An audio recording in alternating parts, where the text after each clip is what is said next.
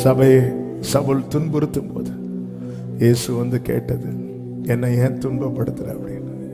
ஏனென்றால் சபைக்குள்ளே கர்த்தர். ஆமென். கேட்காம இருக்க மாட்டார். ஒரு நாள் கேட்பா. அன்னைக்கு அங்க ஒரு சேஞ்ச் உண்டாகும்.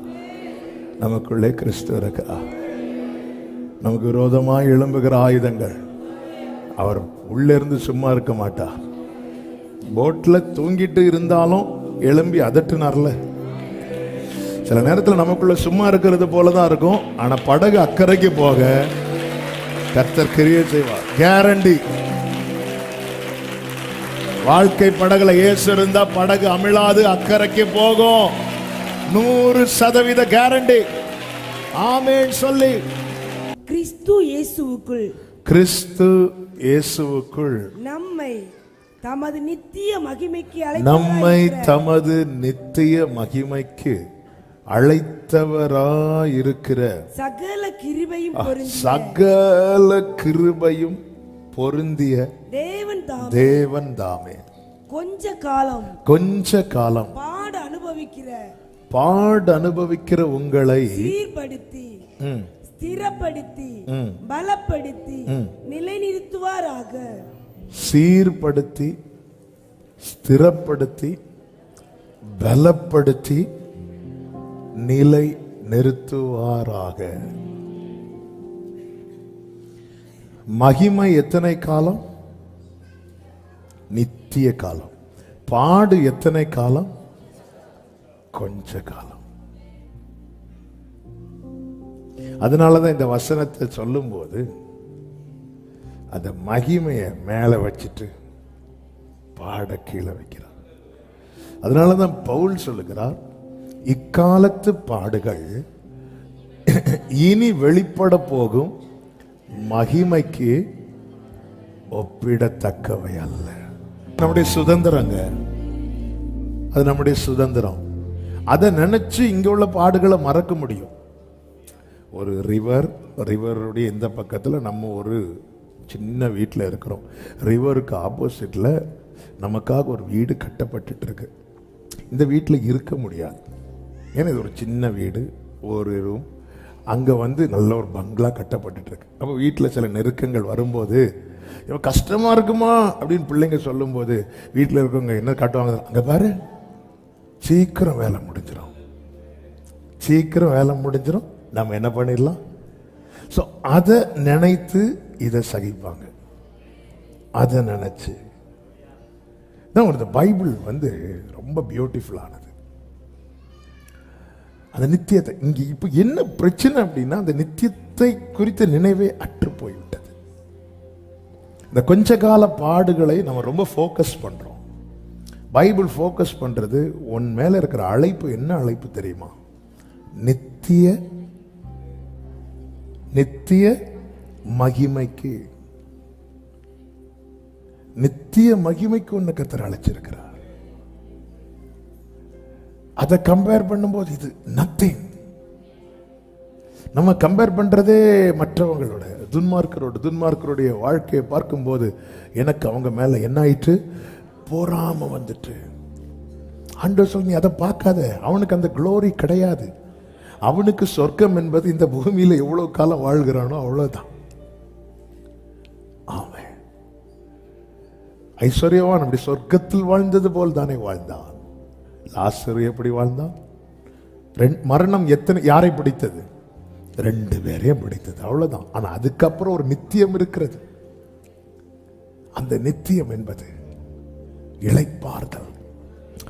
ஆண்டவர் என் மேல தேவனுடைய அழைப்பும் அவருடைய கிருபை வரங்களும் மாறாதவைகள்.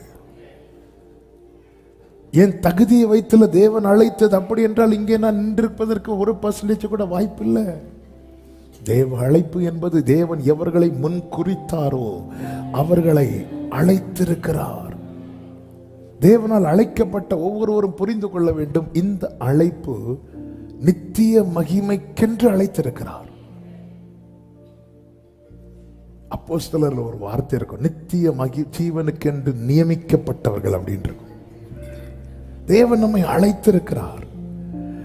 ஒரு காரியம் தெளிவாய் தெரிகிறது, நித்திய மகிமைக்கென்று அழைக்கப்பட்ட ஒவ்வொருவருக்கும் இந்த உலகத்திலே உபத்திரவம் உண்டு. அது பிசிக்கலா இருக்கலாம், மென்டலா இருக்கலாம், ஸ்பிரிச்சுவலா இருக்கலாம். அதிகமான உபத்திரவம் என்பது ஸ்பிரிச்சுவல் சைடு தான். பயங்கரமான போராட்டம் இருக்கும். மென்டலாவும் நல்ல போராட்டம் இருக்கும். மனதளவில் பாதிப்பு தான், அடிக்கடி சோர்ந்து போறது. ஸ்பிரிச்சுவல் போராட்டம் வந்து நம்மளை ஒழுங்கா ஜெபம் பண்ண விடாது. பயங்கர போராட்டம் இருக்கும். ஸோ உபத்திரவம் என்பது சரீரத்தில் படுகிற பலவீனமோ காயங்களோ மட்டுமல்ல. அந்த ஸ்பிரிச்சுவல், அந்த ஆவிக்குரிய போராட்டம், அதை கம்பேர் பண்ணும்போது சரீர போராட்டம் ஒண்ணுமே கிடையாது. ஆமென். பயங்கரமா இருக்கும் ஆவிக்குரிய போராட்டம். அதுல நம்ம தாண்டிட்டோம்னா, அதுல ஜெயிச்சிட்டோம்னா, ஆமென், மகிமை மேல் மகிமை. இதுதான் நம்மை குறித்த பரலோக திட்டம். அதனாலதான் கர்த்தர் நமக்கு எப்படி தருகிறார்? கிருபை மேல் கிருபை, கிருபை மேல கிருபை, கிருபை மேல கிருபைய தந்ததே அந்த மகிமை மேல மகிமைய அடைவதற்கு. ஆசையேறும் நாட்டில், சோபையேறும் வீட்டில், தேஜசேரும் நாதன்றே பொன்முகம் ஞான் காணோம். ஆசையேறும்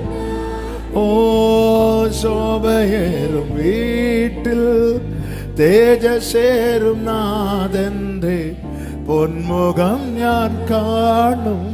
விண்மயமாகும் சரீரம் ஆவின் ரூபி நல்கும் போல் என் அல்லலெல்லாம் கிறிஸ்து இயேசுவுக்குள் நம்மை தமது நித்திய மகிமைக்கு, இட்டர்னல் க்ளோரி, அழைத்தவராய் இருக்கிற சகல கிருபையும் பொருந்திய தேவன் தாமே கொஞ்ச காலம் பாடு அனுபவிக்கிற உங்களை சீர்படுத்த. அப்ப எதுக்கு அந்த கொஞ்ச கால பாடு அனுபவிக்க அனுமதித்திருக்கிறார் தெரியுமா? சீர்படுத்தி ஸ்திரப்படுத்தி பலப்படுத்தி நிலைநிறுத்த. அதனாலதான் 1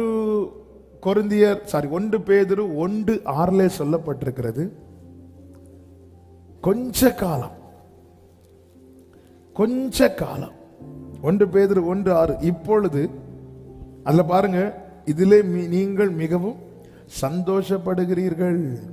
எதிலே சந்தோஷப்படுகிறீர்கள்? 4 சொல்லப்பட்டிருக்கிறது, இயேசு கிறிஸ்து மரித்தோரிலிருந்து எழுந்ததினாலே அழியாததும் மாசற்றதும் வாடாததுமான சுதந்திரத்துக்கு ஏதுவாக ஜீவனுள்ள நம்பிக்கை உண்டாகும்படி தமது மிகுந்த இரக்கத்தின்படியே நம்மை மறுபடியும் அவர் ரட்சிக்கப்பட்டவர்களுக்குள்ளே தேவன் வைத்த ஜீவனுள்ள நம்பிக்கை. இந்த பூமிக்குரிய நம்பிக்கையெல்லாம் நம்ம மறிக்கிறதோட முடிஞ்சு. ஆமாவா இல்லையா? ஆமா. ஆனா ஜீவனுள்ள நம்பிக்கை என்பது என்ன தெரியுமா? அங்க அவன் நாம மறித்தாலும் நம்ம நம்பிக்கை அழியாது. ஜீவனுள்ள நம்பிக்கை. அதை சொல்லிட்டு சொல்ற வாடாத கிரீடம், அழியாத கிரீடம், அது சுதந்திரம். மறுபடியும் ஜெனிப்பித்தார் சொல்லிட்டு சொல்லுகிறார் 6, இதிலே நீங்கள் மிகவும் சந்தோஷப்படுகிறீர்கள். அடுத்த வார்த்தை, என்றாலும் துன்பப்பட வேண்டியது அவசியமானதால் இப்பொழுது கொஞ்ச காலம் பலவிதமான சோதனைகளினாலே துக்கப்படுகிறீர்கள். இதுல 6 எப்படி ஆரம்பிக்குது? சந்தோஷம். எப்படி முடியுது? துக்கம். நம்ம எப்படி வசனம் போடும்? உங்கள் துக்கம் என்ன ஆண்டவரே. சுவிசேஷம் படிக்கும் போது நல்லா இருக்கு, நிருபத்துக்குள்ள வரும்போது ஹல்லேலூயா. சுவிசேஷத்தில் என்ன? இப்பொழுது நீங்கள் அழுவீர்கள், ஆனாலும் உங்கள் துக்கம் சந்தோஷம். இங்க இப்பொழுது நீங்கள் சந்தோஷப்படுகிறீர்கள், ஆனாலும் நீங்கள் துன்பப்பட வேண்டியது அவசியம். ஏன்? அதான் கேள்வி. ஆண்டவர் சொல்லுகிற இந்த கொஞ்ச காலம் நல்ல இந்த வேர்டை இருதயத்தில் ஆழமாய் எழுதி வச்சிருக்க. மகிமைக்கென்று அழைக்கப்பட்டவனுக்கு ஏதாவது ஒரு வகையில் துன்பப்பட வேண்டிய, அதாவது இந்த உபத்திரவத்தின் காலம் உண்டு. ஏன்னா அவன் சாத்தானுடைய டார்கெட்ல இருக்கிறான்ல. நான் சாத்தானுடைய டார்கெட்ல இல்லைன்னா நான் ஒன்று விழுந்துட்டேன், இல்லைன்னா அவன் இன்னும் என்ன ஒரு பொருட்டாவே நினைக்கலன்னு அர்த்தம். இது எனக்கு எவ்வளவு பெரிய அவமானம். ஹல்லேலூயா, ஆமென். ஜீசஸ் யார கண் வைக்கிறான்? இவர் என்னுடைய நேசகுமாரன், இவரில் நான் பிரியமா இருக்கிறேன் என்று சத்தம் வந்ததும் சாத்தான் தானே அலட்டானா? அவரை விழத்தள்ள வைக்க பார்த்தான், முடியல. பணிய வைக்க பார்த்தான். இதான் சாத்தானுடைய தந்திரம். ஒன்று விழத்தள்ள வைக்க பார்ப்பான், முடியலையா ஆஃபர் மேல ஆஃபர் வச்சு. இப்போ இந்த எலெக்ஷன் கூட்டணிக்கு ஒவ்வொரு கட்சியும் ஆஃபர் மேல ஆஃபர் வைக்குது. ஆஃபர் மேல ஆஃபர் வச்சு பணிய வைக்க பார்ப்போம். அதனாலதான் இதே 1 பேதுரு 5வது அதிகாரத்தில் 8வது வசனத்தில் சொல்லப்பட்டிருக்கிறது, தெளிந்த புத்தியுள்ளவர்களாய் இருங்கள், விழித்திருங்கள். ஏனெனில் உங்கள் எதிராளியாகிய பிசாசானவன் கெர்ச்சிக்கிற சிங்கம் போல் எவனை விழுங்கலாம் என்று வகை தேடி அப்படி சுத்திட்டே நடப்பான். அவனுடைய நோக்கம், பிசாசின் நோக்கம் ஒன்னே ஒண்ணுதான், எல்லாரையும் நரகத்துக்கு கூட்டிட்டு போகணும். டிக்கெட் எடுக்கண்டா அவனை கூட்டிட்டு போவான், ஆனா திருப்பி விட மாட்டான். நிறைய டூர்லாம் போடுவாங்கல்ல, யூரோப் டூர், ஜெருசலேம் டூர், அதே மாதிரி அவனும் வச்சிருக்கிறான். மீதி எல்லாத்துக்கும் காசு கொடுக்கணும். இங்க ஒண்ணு வேண்டாம், அப்படி பார்த்தாலே தூக்கிட்டு போயிடுவான். ஏன்னா அவன் எவனை விழுங்கலாம் என்று வகை தேடி விழுங்கிறணும். அவனை விழுங்கிறணும்னு அர்த்தம் என்ன அப்படின்னா, இவனுக்கென்று ஒன்றையும் வைக்க கூடாது. அந்த வேர் அறுப்புண்டு போக பண்ணுவதே பிசாசின் தந்திரம். அதனாலதான் பைபிள் வான் பண்ணுது, தெளிந்த புத்தி உள்ளவர்களா இருக்கணும். ஏன் தெளிந்த புத்தி உள்ளவர்களா இருக்கணும்? நம்ம மேல இருக்கிற அழைப்பு அப்படிப்பட்ட அழைப்பு, நித்திய மகிமைக்கு, இட்டர்னல் க்ளோரிக்கு என்னை அழைத்திருக்கிறார். ஹல்லேலூயா. அதனால அவன் டார்கெட் பண்றான், கவனம் வைக்கிறான். இந்த பைபிளுக்கும் சாத்தானுக்குள்ள வித்தியாசம் என்ன அப்படின்னா, பைபிள் எச்சரிக்கும், சாத்தான் பயம் காட்டுவான். பைபிள் எச்சரிக்கும். இங்க பாரு, புரியும்படி சொல்லணும்னா என்ன, வார்னிங்க்கும் பயம் காட்டுறதுக்குள்ள வித்தியாசம் என்ன அப்படின்னா, நீ படிக்கலைன்னா ஃபெயில் ஆயிடுவ. இது என்னது? வார்னிங். பயங்காட்டு சாத்தா என்ன சொல்லுவானா, நீ என்ன படிச்சாலும் ஃபெயில் தான்.